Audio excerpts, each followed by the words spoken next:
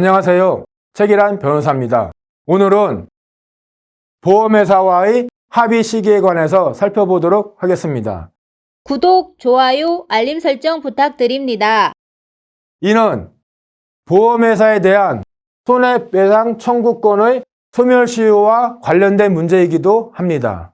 부상사고 시 사례를 들어 살펴보면, 예를 들어 A 차량과 B 차량이 충돌을 했습니다.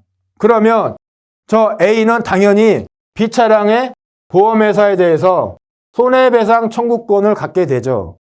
이 손해배상 청구권은 채권입니다. 그런데 민법에서는 채권에 대해서는 사고일로부터 3년의 소멸시효가 적용이 된다라고 규정하고 있어요.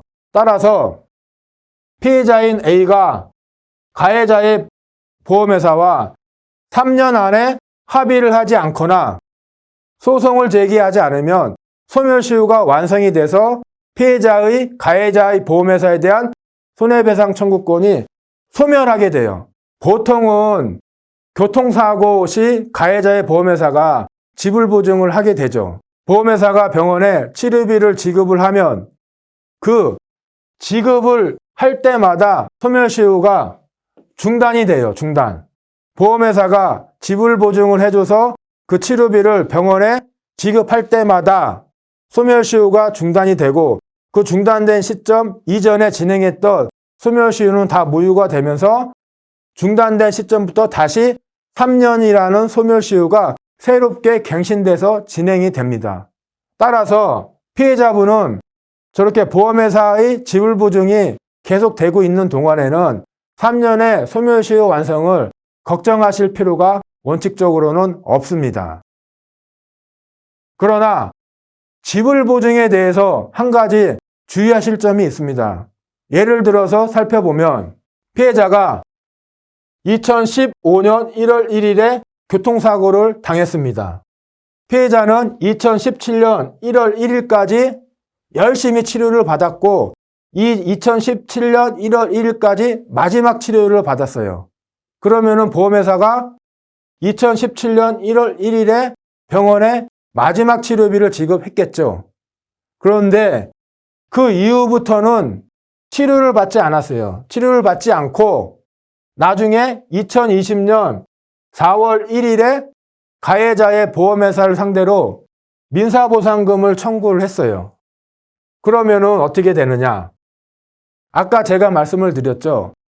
보험회사가 병원에 치료비를 지급할 때마다 소멸시효가 중단된다. 그리고 그 중단된 시점부터 다시 3년의 소멸시효가 진행된다 라고 말씀을 드렸는데, 보험회사가 마지막 치료비를 지급한 때는 2017년 1월 1일입니다. 이때 소멸시효가 중단되고 기존에 진행했던 소멸시효는 다 무효가 됩니다. 그리고 이 시점부터 다시 3년의 소멸시효가 진행이 되니까 그 3년이 완성되는 시점은 2020년 1월 1일이에요. 이렇게 3년 동안 보험회사가 치료비를 다시 지급하지 않으면 2020년 1월 1일에 소멸시효가 완성이 되는데, 피해자는 언제 보험회사에 보상금을 청구를 했죠? 그 이후인 2020년 4월 1일에 보상 청구를 한 것이에요. 그렇게 되면은 이 보상 청구를 이 시점에 받은 보험회사는 어떻게 주장하냐? 당신의 손해배상 청구권은 이미 2020년 1월 1일에 소멸시효 완성으로 소멸했다. 그래서 우리한테 보상을 청구한 시점에서는 당신은 손해배상을 청구할 권한이 없다. 그래서 우리는 보상금을 지급을 못하겠다라고 거절을 했습니다. 보험회사가 치료비를 실제로 병원에 지급해야지만 소멸시효가 중단이 됩니다. 보험회사가 치료비를 병원에 지급하지 않는 상태에서 지불보증이 계속 이렇게 되고 있다고 해서 소멸시효는 중단되지 않고 계속 진행이 됩니다.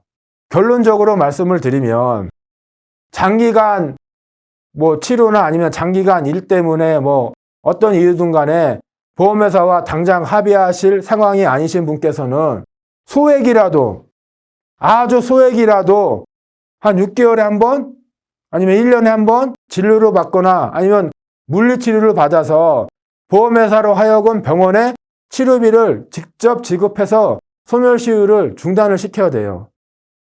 만연히 보험회사의 지불보증이 계속 되고 있다고 안심하셔서는 절대 안 되고, 그와 같이 소액이나마 병원에서 진료나 물리치료를 받음으로써 보험회사로 하여금 병원에 치료비를 직접 지급해야지 그때마다 소멸시효가 딱 이렇게 중단이 돼서 3년의 소멸시효가 완성되지 않아요. 그래야지만 피해자분께서 자신의 손해배상 청구권을 그대로 보존할 수가 있습니다. 예, 이상입니다.